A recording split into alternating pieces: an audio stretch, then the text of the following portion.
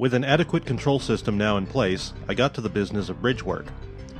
This new design now includes all of the bridges between Myrtle Place and Harlan Street, and because I have more space along the line to properly model them, they had to be legit bridges, not just culverts.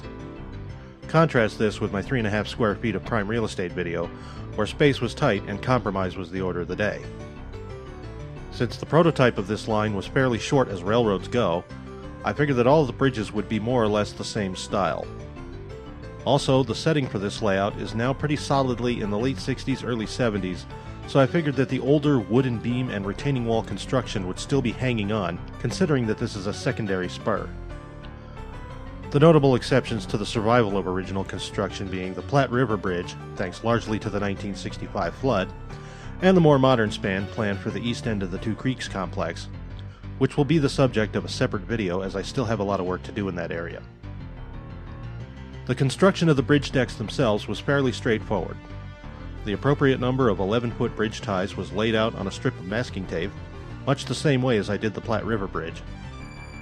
8x8 guard ties were simulated along the top by running a continuous strip of timber from end to end, after which notches could be scribed or imprinted to simulate individual 16-foot lengths.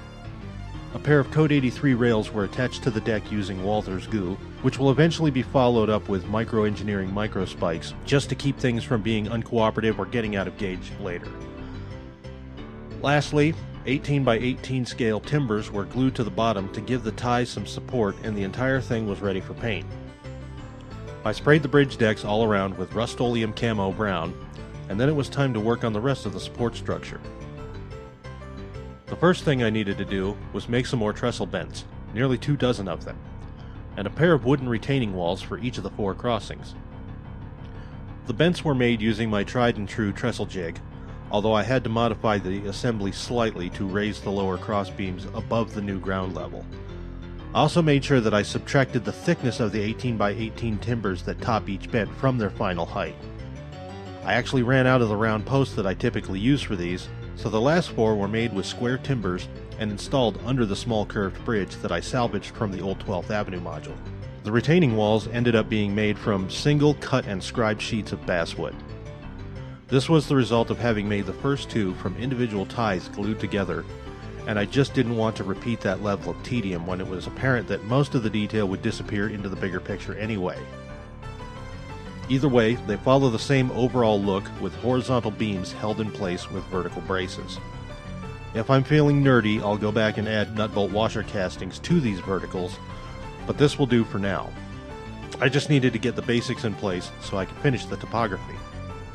To that end, I whipped up some Sculptamold and used this to set the bents and walls with the bridge decks held in place by the rail joints. This allowed me to adjust the trestle heights to come right up to the bridges as the Sculptamold was setting.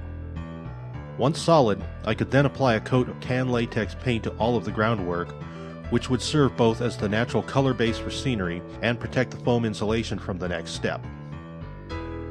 Rather than stain all of the wood parts, I decided to spray them down with the Rust-Oleum Camo. I figured there's no need to worry about overspray other than on the backdrop, as the majority of this will be covered by scenery later. Yes, you heard right, backdrop. Because this layout is in an unfinished room and furnished with a sizable peninsula, I figured I would have to add a backdrop.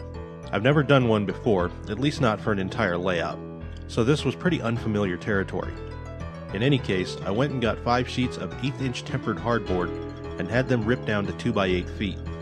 Most of these would be used as is, though I had to cut one down to 11 inches for use as fascia on the new section west of Federal Boulevard. The rest of the pieces were attached to the back side of their respective sections and braced with vertical strips of 7/16-inch OSB. I aligned the backdrop sections with the bottom stringers, which left me with about 18 inches of exposed sheet behind the railroad. This gives me plenty of room to lay out the various elements, although it makes me wish I had made the layout about a foot higher in elevation. The top edge is a little wonky for now, but that can be dealt with later if it gets to be a problem. I did not cut each section to fit each module as I wanted to have the fewest joints possible. Because of the angles behind the Lakewood side of the railroad, I had to cut them to fit, and I kept the end cap of the peninsula isolated as well, but the rest is designed to flow continuously all the way to staging. You may notice that it has stopped short of the Federal Boulevard section, and that was so I could verify that the original outer fascia was not attached to the scenery, and could thus be removed and replaced with the backdrop sections. In the meantime, the stuff that was up was mudded up with drywall compound and painted with a can of mist-tinted sky blue paint. One of Ken Patterson's tips that has served me well, I went right to the bad section of the paint department and found a can that was the wrong color for somebody, but just right for me.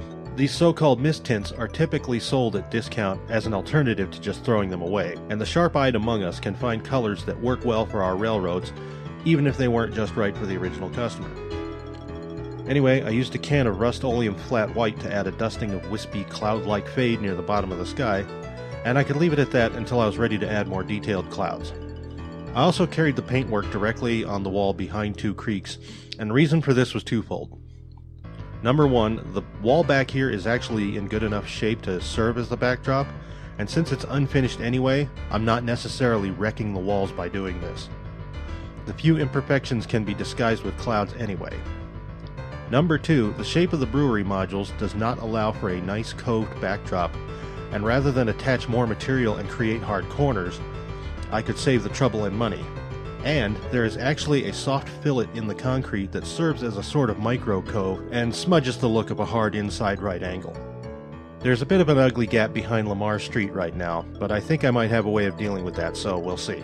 In the meantime, the rest of the foam board needs to go in so I can finish the landforms and establish the structure bases, and the east end staging is turning into a bit of a project and showing me my limitations when it comes to track work.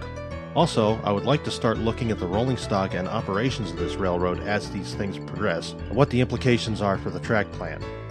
Until then, thanks for watching.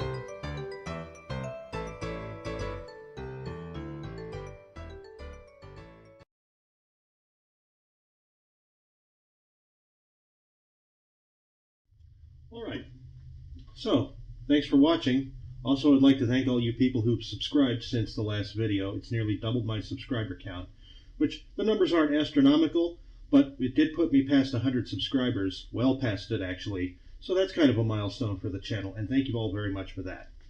So, as I said before, I've got rolling stock to talk about, as well as a great many other things that represent all of the work I've been doing that's kept me from making videos for all this time.